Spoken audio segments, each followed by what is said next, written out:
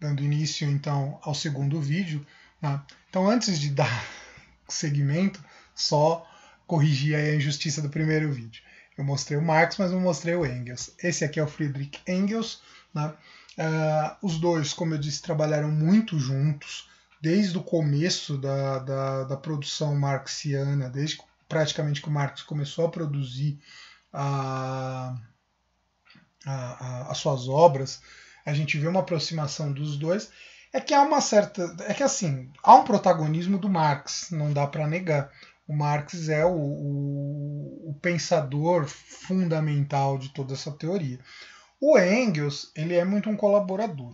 E assim, em algumas obras que o Engels escreveu sozinho, o Engels morreu depois do Marx, chegou a escrever algumas coisas pós-mortem Marx, né, pós-morte do Marx, ele... Geralmente os estudiosos, eu não sou tão profundo conhecedor do Engels, na verdade do Engels mesmo eu nunca li nada, né? Eu li do Marx, muita coisa, como eu já disse, e li as obras que eles escreveram juntos, mas as obras sozinho do Engels, algumas delas ali são do Engels, eu falei que era tudo do Marx, mas tem acho que 2 ou 3 livros ali que são do Engels, que eu não li, né? Mas lerei em algum momento da vida. Dizem que o Engels não é tão profundo quanto o Marx, por isso que eu falo, não posso dizer que sim, porque não li, né? Mas os dois trabalharam muito juntos. Aliás, eu vou deixar de referência aqui o filme O Jovem Marx como indicação para vocês assistirem. É um filme, acho que é de 2017 ou 2016. Eu assisti no começo de 2018. Né? Tem no Amazon Prime, mas eu acho que deve ter aqui no YouTube. Aliás, eu já vi aqui no YouTube. Eu vou procurar, vou deixar a referência para vocês. Vale muito a pena para conhecer um pouco. Mostra ali como os dois se conhecem e mostra muito o trabalho dos dois, né, nessa luta pela difusão das suas ideias, para fazer o comunismo vingar. Vale muito a pena assistir esse filme.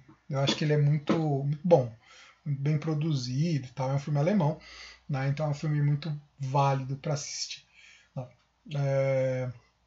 Até para aprofundar e conhecer um pouco mais. E pelo que parece é um filme bastante fiel ao que foi realmente a vida dos dois. Mas vamos lá, falei muito do Marx e do Engels.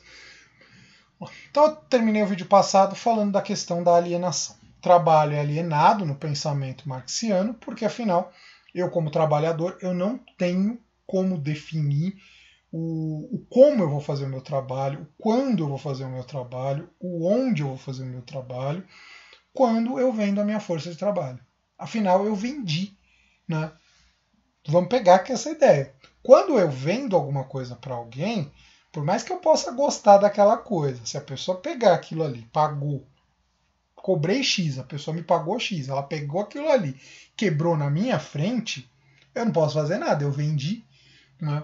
Então, é mais ou menos essa lógica que está por trás na força de trabalho. Foi combinado tanto. O cara me combinou comigo que vai pagar tanto. Eu vou ser obrigado a trabalhar para ele naquelas condições em relação a tanto. É isso que está por trás. Além disso, acho que vale a pena a gente lembrar aquela cena clássica que provavelmente vocês já devem ter visto de tempos modernos, aquele filme do Chaplin, que ajuda a gente a entender ainda mais a ideia de alienação. Aliás, devia ter pego para colocar aqui. Mas enfim. Você tem com a Revolução Industrial o trabalho em série, a divisão do trabalho.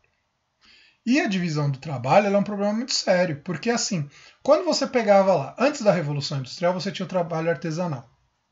Então o cara ia fazer uma calça, por exemplo, o cara pegava, ele curtia o couro, né, ele matava o bicho, ele curtia o couro, ele pintava o tecido, costurava, tal, ele fazia todo o processo. Não. Ele sabia do começo ao fim para que ele estava fazendo aquilo, né, por que ele estava trabalhando aquele tecido, estava fazendo o couro, tendo em mente que no fim ia dar uma calça.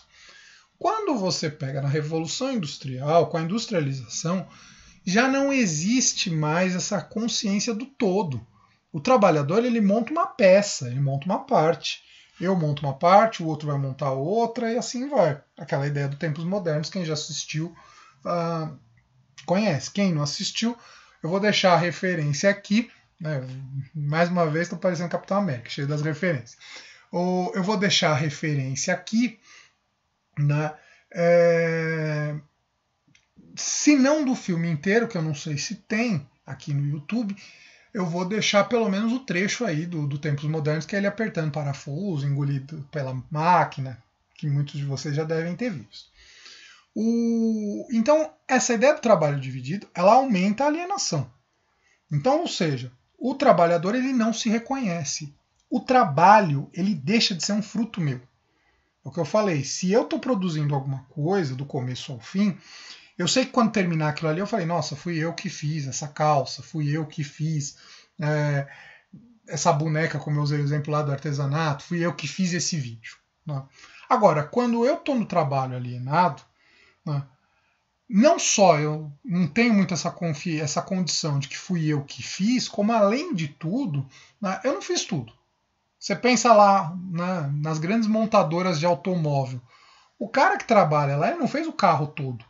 Ele fez uma parte do carro, o outro fez outra, e assim vai. Então, isso também amplia a alienação, o processo de alienação.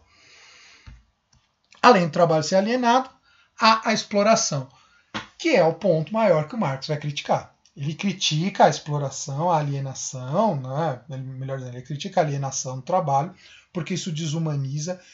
É importante entender, desumaniza os dois. Tinha um livro que eu estava lendo esses tempos que dizia exatamente isso. Se a gente for parar para pensar, tanto o trabalhador quanto o patrão, tanto o burguês quanto o proletário, saem alienados no processo de produção, só que o burguês ele sai ganhando, né? Ele sai alienado mais rico, enquanto o trabalhador, o proletário, ele sai alienado e pobre. Há a exploração. O trabalhador produz riqueza, porém a riqueza fica nas mãos do burguês. Afinal, quem trabalha é o proletário, mas quem fica com o produto do trabalho é o burguês. E como o burguês fica com o produto do trabalho, é ele que vai lucrar em cima daquilo. O lucro vai estar associado à ideia de mais-valia que vai aparecer ali no final. O que é a mais-valia? É o excedente de trabalho não pago. Sempre o trabalhador, o proletário, vai trabalhar mais do que aquilo que ele ganha. Sempre.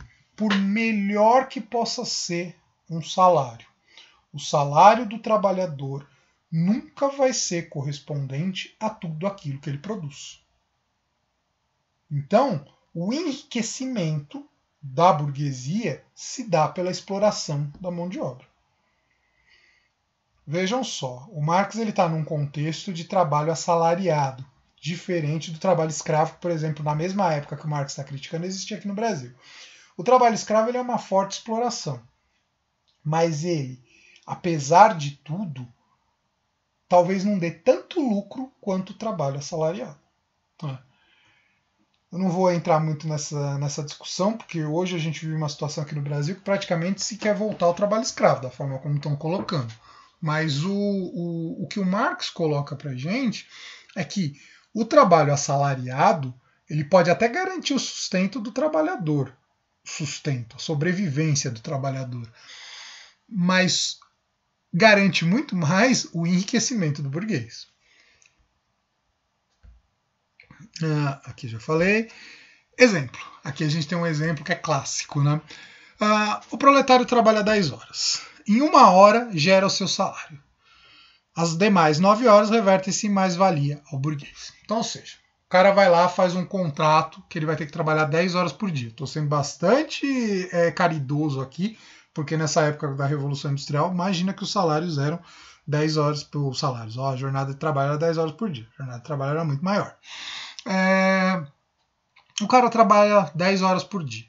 Só que da produção dele, em uma, ele produz o salário dele. Né? O que ele produz em 1 hora é o correspondente ao salário dele. As outras 9 vão gerar a mais-valia. Vão gerar o excedente não pago que vai garantir o lucro do burguês. Então, ou seja, a burguesia ela vai enriquecer às custas da exploração do trabalhador. Né? As demais 9 horas revertem-se em mais-valia ao burguês. Nunca o salário corresponde ao trabalho exercido pelo proletário. Então, ou seja, a exploração é a tônica da sociedade capitalista. Mudou isso no decorrer da história? Não. Melhorou? Melhorou. Que hoje a gente tem direitos, enfim, tem uma série de coisas. As críticas do Marx, elas são muito endereçadas àquele período em que a exploração era extrema. Mas não quer dizer que porque melhorou, mudou. A exploração continua existindo. Tanto que patrão não é pobre. Não existe uma divisão igualitária do lucro da empresa. Né? O que existe é a empresa ganhando dinheiro, o empresário ganhando dinheiro em cima da exploração do trabalhador. Nesse momento de pandemia que a gente está vivendo, a gente tem visto casos de extrema exploração. Muitas vezes os patrões reduzem salários porque estão tendo perda nos seus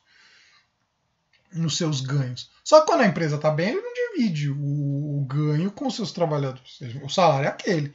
A empresa pode estar ganhando 10 mil ou pode estar ganhando 100 mil, mas se o salário do cara é 1.000, vai continuar sendo 1.000.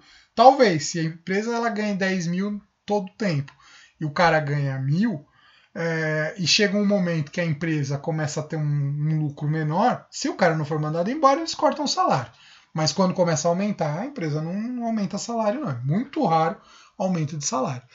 Então isso para a gente perceber como o que o Marx criticava, em primeiro lugar, continua existindo, e, em segundo lugar, a riqueza do burguês ela depende da exploração do proletário. Por isso que o burguês ele quer cada vez mais salários mais baixos.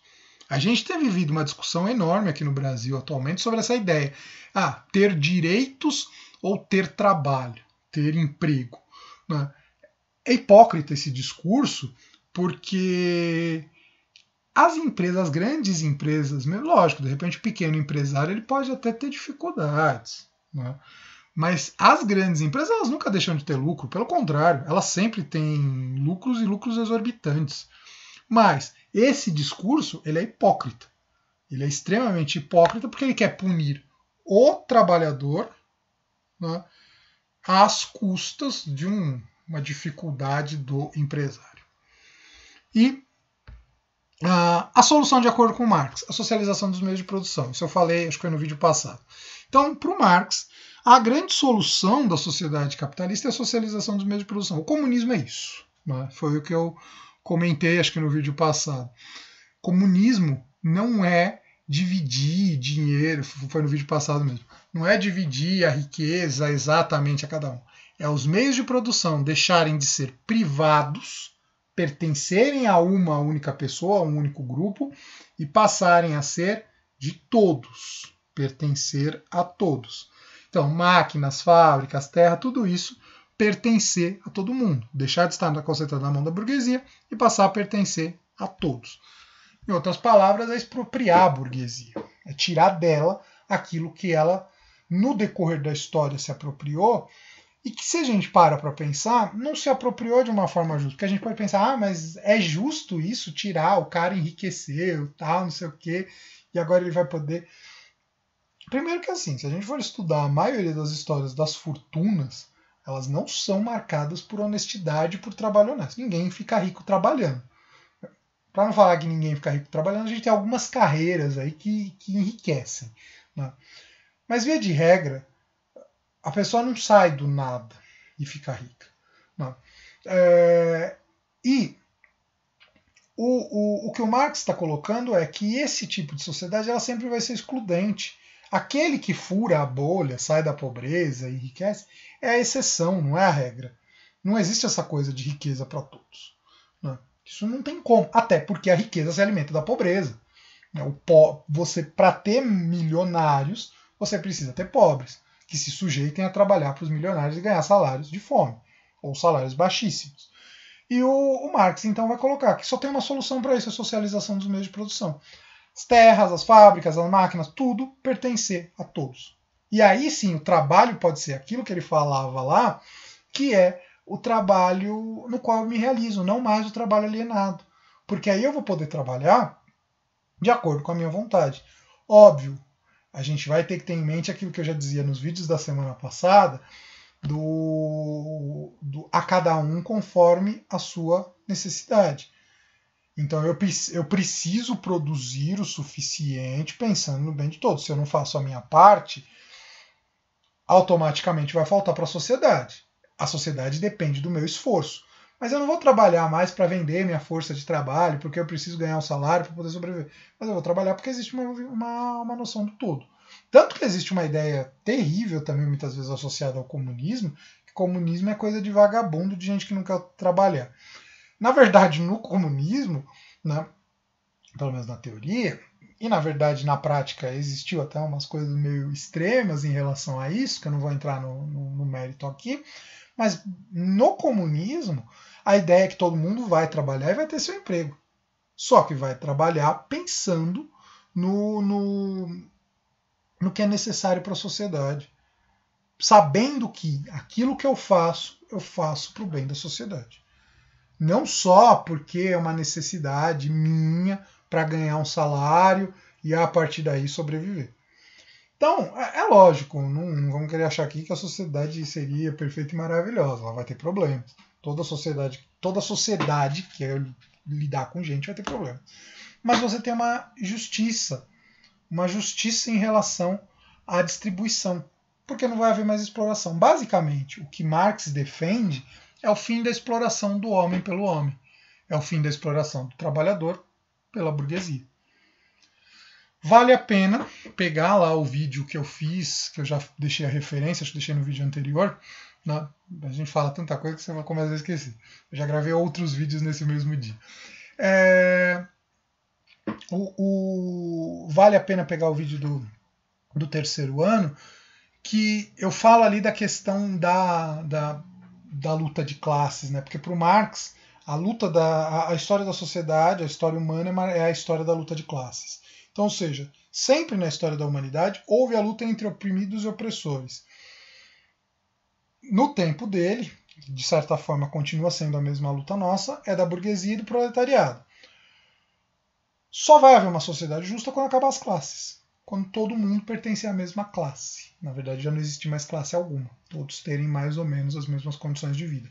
Porque todos vão ser trabalhador, trabalhando para o bem da sociedade como um todo. E a partir daí, teoricamente, não faltaria nada a ninguém. Basicamente, com isso, eu encerro esse segundo vídeo e encerro também os vídeos desse bimestre. A gente ainda vai falar mais um pouquinho do Marx no próximo bimestre, quando eu for falar de ideologia, o primeiro assunto que eu vou falar no quarto bimestre. Com isso a gente encerra esse vídeo e esse terceiro bimestre. Então, bom fim de estudos aí para vocês agora nesse finzinho de bimestre, ok?